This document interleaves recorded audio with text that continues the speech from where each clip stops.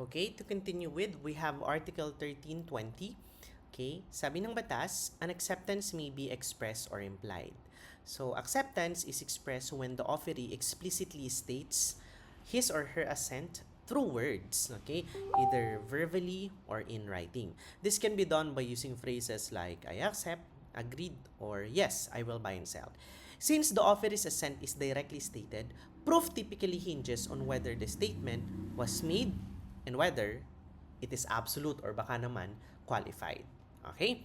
Now, on the other hand, implied acceptance is inferred from actions, conduct, or words, okay, that unequivocally demonstrate a present intention to accept the offer. So, hindi siya inexpress through words, hindi sinabi. Okay? But the action, okay, would tell us that there is acceptance. Okay? This can be evidenced by, kunyari, by taking delivery and utilizing the goods after an offer to sell. Kinuha mo, binibenta sa'yo, tapos hindi mo naman sinabing bibilhin mo, pero kinuha mo, ginamit mo. Okay? But implied acceptance should not be a guesswork. Okay? It must be clear and it must be affirmative. And in general, must be by acts or conduct communicated to the offeror. Especially when the transaction is still wala pa siya perfection, nasa negotiation pa lang.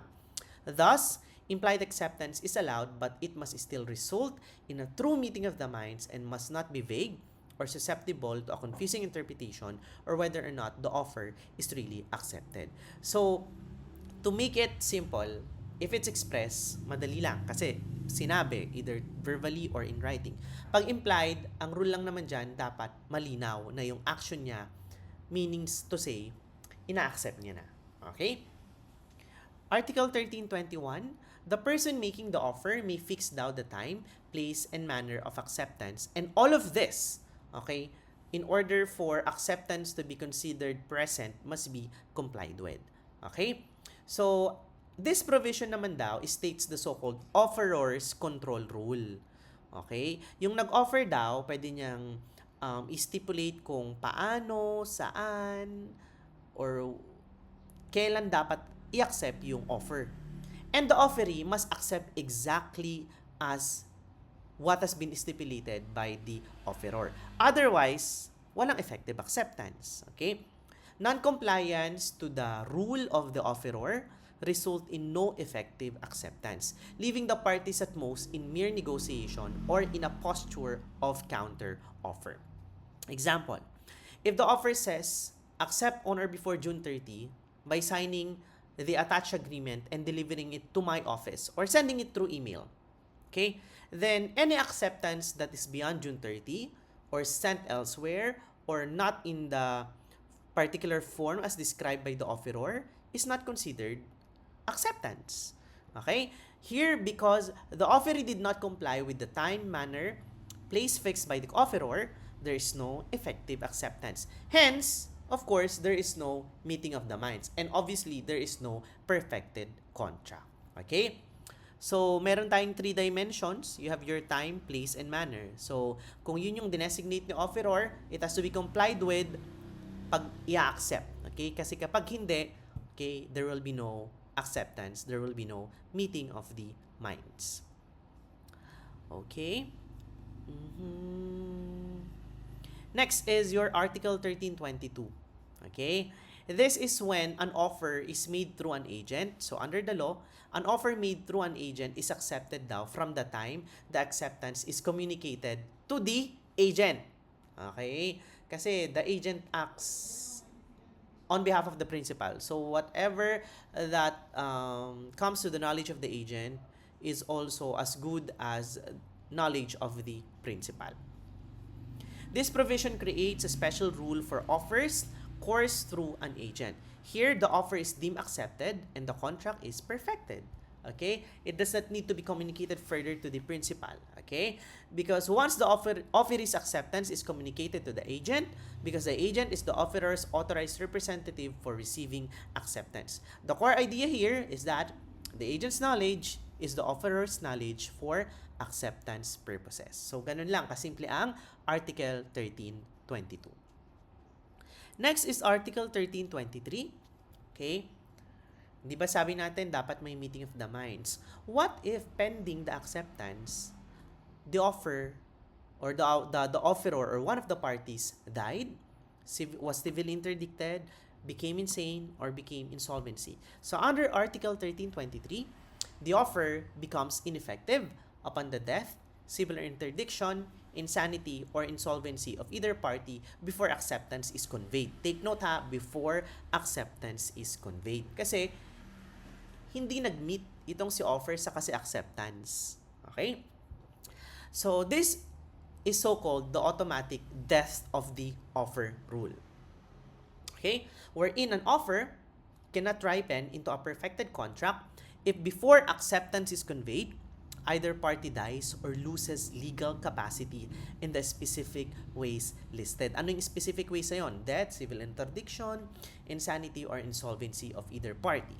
Okay? Either party ha, hindi lang nung offeror. Okay? Pwede din yung offeree. Okay? So, this provision states that an offer is not perpetual, okay? Even if the offer has not been withdrawn, the law itself makes it ineffective when a supervening event happens before acceptance is conveyed.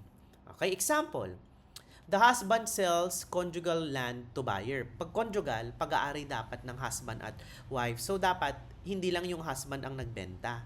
Okay? So, under the family code, the sale is void because the consent of the wife is needed. Okay? But jurisprudence says, in the law says, that yes, it is void, but it would remain as a continuing offer. Okay? Pending the eventual, baka mamaya gusto naman din later on mag-consent ng wife. So, there's an offer, right? But, what if before the wife consented or accepted the sale, the husband already died? Okay? Edi wala na. Wala na yung offer.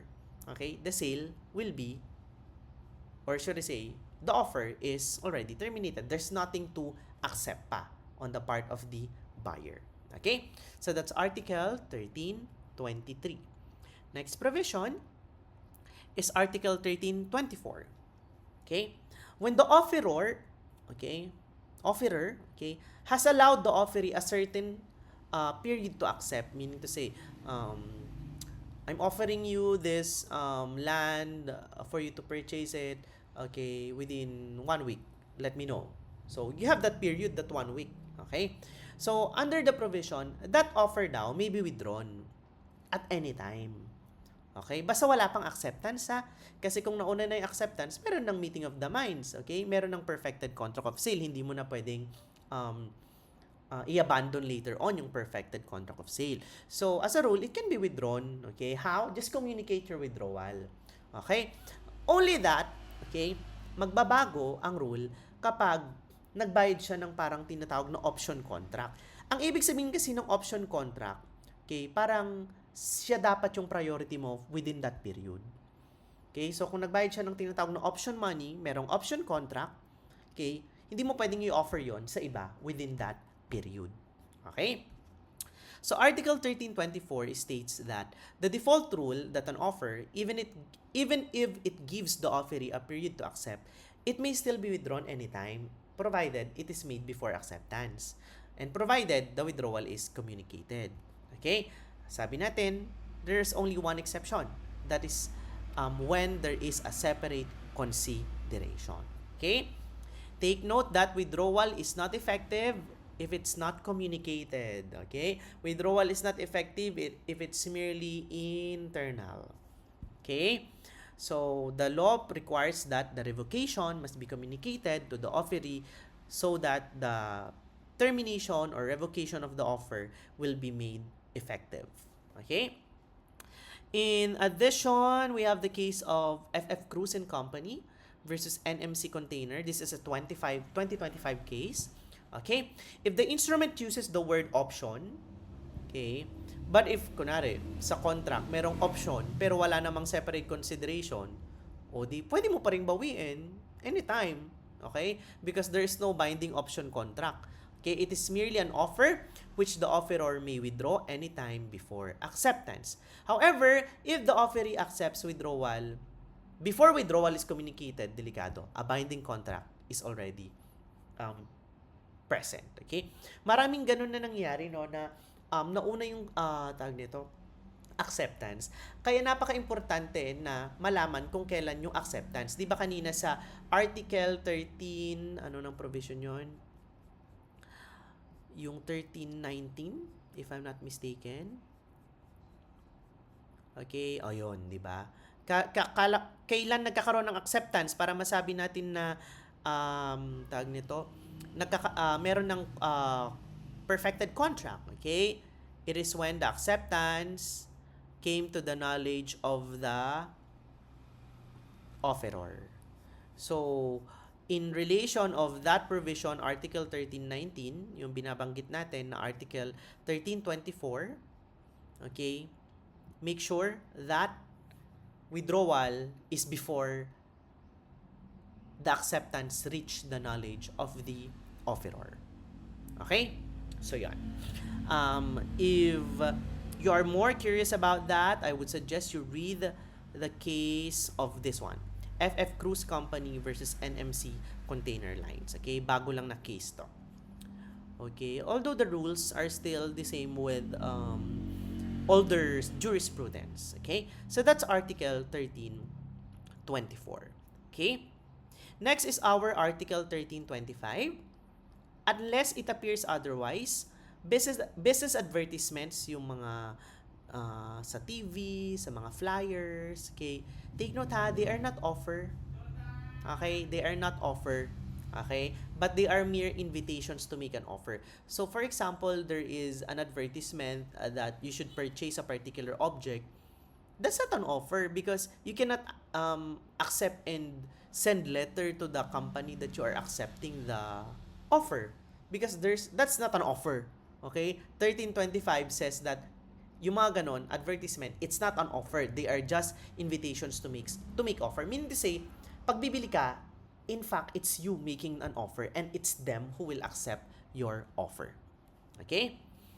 Also, 1326, advertisement for bidders are simply invitations to make proposals. Okay? Yung bidding, no? Hindi nangangahulugan na ikaw yung highest or lowest bidder, ikaw na yung i-accept. Okay? The only plot twist there is itong last part, unless the contrary appears. Meron kasi yung mga nagpapabid na nakalagay na automatically na kung sino yung highest bidder, siya automatically yung i-accept na bid. Pero kapag walang ganon, wag mong i-expect na kapag ikaw yung, or once na ikaw yung highest bidder, your bid will be the one na i-accept. Okay? This means that when business advertises goods for sale in newspaper, online, or in store, the law presumes that the advertisement is not a binding offer. Instead, it is an invitation for customers to submit their own offers to buy, which the seller may then accept or reject. Okay? Yon. So we have here the 2000 case of Liton Hua versus LNR Corporation. Okay, so they are not offers. Okay, they are merely invitations. Okay, public advertisements or solicitations and the like are ordinarily construed as mere invitations to make offer or only as proposals. These relations, until a contract is perfected, are not binding commitments. Okay? Thus, any time prior to the perfection of the contract, either negotiating party may stop the negotiation. The offer at this stage may be withdrawn. The withdrawal is effective immediately after its manifestation or after it is communicated to the offeror. Okay? Yung nabanggit ko kanina na unless the contrary appears, yan yung mga nagpapabid tapos nakalagay na agad doon sa announcement nila that they will automatically accept the highest bidder or the lowest bidder. Pag walang ganon, the offeror or the one who causes the bid, okay, is not bound to accept, okay, the highest or the lowest bidder. Okay? So, take note of that. Article 1326.